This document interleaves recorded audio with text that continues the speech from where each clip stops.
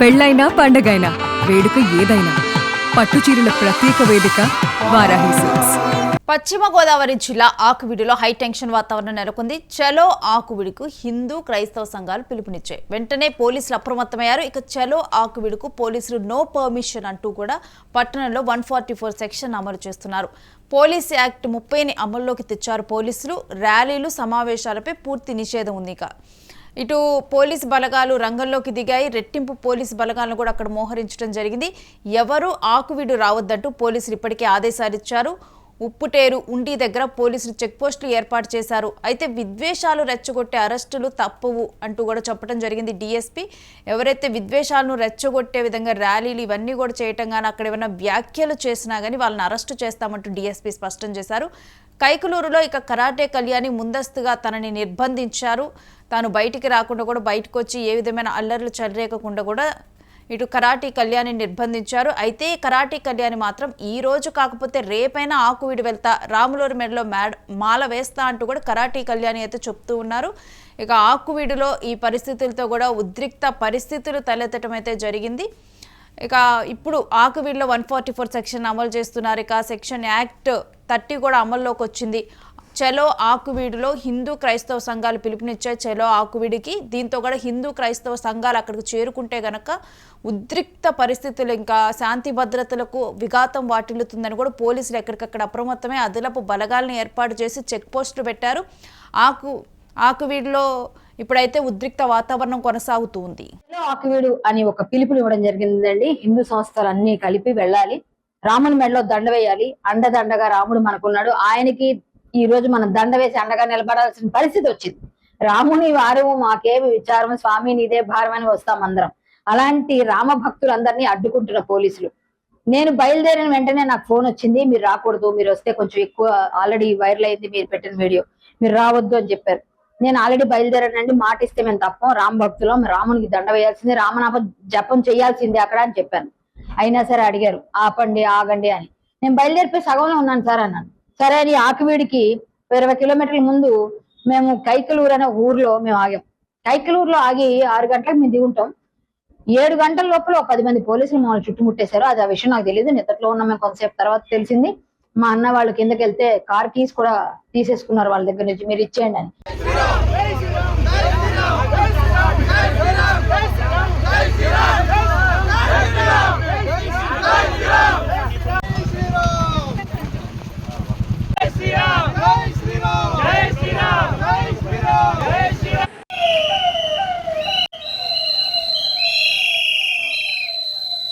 Thank you.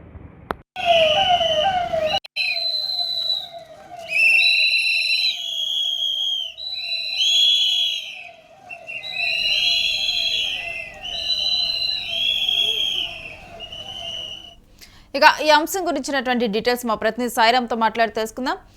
Sairam, ఆకువీడులో తలెత్తినటువంటి ఈ ఉద్రిక్త పరిస్థితుల గురించిన అప్డేట్స్ ఏంటి? పశ్చిమ గోదావరి జిల్లా ఆకువీడులో ఉద్రిక్త పరిస్థితులు అయితే నెలకొనడంతో పోలీసులు హయాత్ అయితే ప్రకటించారు. హిందూ సంఘాలు చలో ఆకువీడు పిలుపునివ్వడంతో ముందస్తు చర్యలుగా 144 సెక్షన్ అమల్లో కొనసాగిస్తూ సాధారణ రోజులతో పోలిస్తే 2 ఇంతలు పోలీస్ బలగాలను అయితే మోహరించారు. కీలక పాత్రలో నిఘా పెంచి ఎటువంటి అవాంఛనీయ ఘటనలు అయితే జరగకుండా పరిస్థితులను అయితే నిరంతరం పర్యవేక్షిస్తున్నారు. 144 సెక్షన్ అమల్లో ఉన్నందున సభలు, సమావేశాలు, ర్యాలీలు అయితే పూర్తిగా నిషేధించామని చెప్పేసి పోలీసుల సృష్టి చేస్తూ ఆ చట్టాన్ని ఉల్లంఘిస్తే కఠిన చర్యలు అయితే తప్పవని చెప్పేసి హెచ్చరికలు అయితే జారీ చేస్తున్నారు. ఇదిలా ఉండగా కైకలూరులో కరాటే కళ్యాణిని పోలీసులు అయితే అడ్డుకుని ఆకువీడు వెళ్లకుండా ముందస్తుగా నిర్బంధించారు. పోలీసులు తీరు ఆమె ఖండిస్తూ ఇవాళ కాకపోయినా మరో రోజు తప్పకుండా ఆకువీడు వస్తారని అయితే ఆమె తెలపడం అయితే జరిగింది. అలాగే రాధా మనోహర్ దాస్ కూడా రావాలని ప్రకటించినప్పటికీ కూడా ప్రస్తుత పరిస్థితులను దృష్టిలో ఉంచుకుని రాలేకపోయినట్లయితే సమాచారం అందుతుంది. బజరంగ్ దళ్ అదేవిధంగా ఇతర హిందూ సంఘాల నాయకులు పెద్ద సంఖ్యలో రావచ్చన్న నేపథ్యంలో కొంతమందిని పోలీసులు కూడా అడ్డుకోవడంతో పాటు కొంతమందిని అయితే హౌస్ అరెస్ట్ అయితే చేశారు. మతాల మధ్య విభేదాలు పెరగకుండా ఉండేందుకు ఎటువంటి కార్యక్రమాలు కూడా నిర్వహించవద్దని అన్ని వర్గాల ప్రజలు కూడా సహకరించాలని చెప్పేసి పోలీసులు అయితే విజ్ఞప్తి చేస్తున్నారు. ఈ క్రమంలో హిందూ సంఘాల నాయకులు కూడా పరిస్థితిని అయితే అర్థం చేసుకుని చలో ఆకువీడు కార్యక్రమాన్ని అయితే విరమించుకున్నట్లయితే తెలుస్తుంది. ఇదే సమయంలో ఆ పరిధిలో కొన్ని చర్చలు కూడా భద్రత కారణాలతో మూసివేయబడినట్లయితే సమాచారం అందుతుంది. గతంలో శ్రీరామనవమి సందర్భంగా రామాలయాన్ని సందర్శించే విషయంలో అయితే మొదలైన ఉద్రిక్తలే ప్రస్తుతం ఈ పరిస్థితులు దారితీశాయని అప్పట్లో కూడా ఏదైతే శ్రీరామనవమి రోజు నుండి అయితే ఆ ఏరియా మొత్తం కూడా 144 సెక్షన్ అయితే అమలు చేసిన విషయం కూడా పోలీసు వారు గుర్తు చేస్తూ రామాలయ నిర్మాణానికి విరాళాలు సేకరించడం, ఆ తర్వాత జరిగిన ఆంక్షలు అన్ని కలిసి పరిస్థితిని మరింత సున్నితంగా అయితే మార్చినట్లయితే తెలుస్తుంది రేణుశ్రీ. ఎస్, మరి ఈ వివాదం సద్దుమణిగే అవకాశం ఉందా? ఏంటి అసలు పూర్తిగా కూడా ఈ వివాదం? ప్రస్తుతం చూసుకుంటే ఏదైతే శ్రీరామ నవమి రోజు అక్కడ అంటే గతంలో ఏదైతే అక్కడ రామాలయం ఉందో కొంతమంది అక్కడ స్థానికులందరూ కూడా ఆ రామాలయాన్ని గొంతెమ్మ గుడిగా అయితే మార్చుకుని అయితే పూజలు చేయడం అయితే జరుగుతుంది. ఈ నేపథ్యంలో అక్కడ స్థానికులు కొంతమంది ఇక్కడ రామాలయం, ఇది పాత రామాలయం, రామాలయం నిర్మించాలని ఒక కోరిక అయితే కోరడంతో అక్కడ స్థానిక ఎమ్మెల్యే త్రిబులార్ అయితే ఆ రోజు శ్రీరామనవమి రోజు అయితే ఆ ప్రదేశాన్ని అయితే సందర్శించడం జరిగింది. ఈ నేపథ్యంలో అక్కడ కొంతమంది స్థానికులు కూడా అతను అడ్డుకుని ఆ రోజునైతే దాడి చేయడానికి అయితే ప్రయత్నించారు. ఆ రోజు నుండి కూడా అక్కడ 144 సెక్షన్ అయితే అమలు చేశారు. కానీ అప్పటి నుండి కూడా అక్కడ ఎటువంటి బయట వ్యక్తుల్ని కూడా అక్కడికి రానివ్వకుండా, ఎటువంటి సభలు కానీ ఎటువంటి ర్యాలీలు కానీ జరగకుండా అయితే ఆ రోజు నుండి కూడా నిషేధించడం జరిగింది. కానీ ఈ రోజు ఏదైతే ఈ రోజు 5వ తారీఖు ఉందో ఈ రోజు చలో ఆకువిడి అని చెప్పేసి రాష్ట్ర వ్యాప్తంగా ఉన్న హిందూ సంఘాలందరూ కూడా ఈ రోజు ర్యాలీగా వచ్చే యోచనలో ఉండడంలో దీన్ని దృష్టిలో పెట్టుకుని మొత్తం జిల్లా ఎస్పీ గానీ డిఎస్పీ గానీ వీరందరూ కూడా పోలీస్ బలగాలను అయితే ఏర్పాటు చేసి ఇటువంటి ర్యాలీలు కూడా నిర్వహించకూడదని చెప్పి సూచనలు అయితే చేసినట్టు తెలుస్తుంది రేణుశ్రీ. కానీ ప్రస్తుతానికైతే హిందూ సంఘ నాయకులందరూ కూడా ఆ పోలీసు వారి ఆ విజ్ఞప్తిని అయితే గౌరవించి వారైతే ఇప్పుడు ప్రస్తుతానికైతే వెనక తగ్గినట్లయితే తెలుస్తుంది రేణుశ్రీ. ఇక ఈ ఆంక్షలు ఎన్ని రోజులు, ఎన్ని గంటల పాటు కొనసాగనున్నాయి?